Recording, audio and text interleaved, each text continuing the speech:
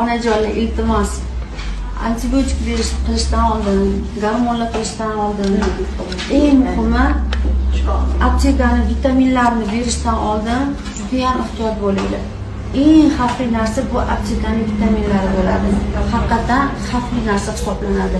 Siropligi eng xavfligi. Jelatinli vitaminlar eng xavfligi.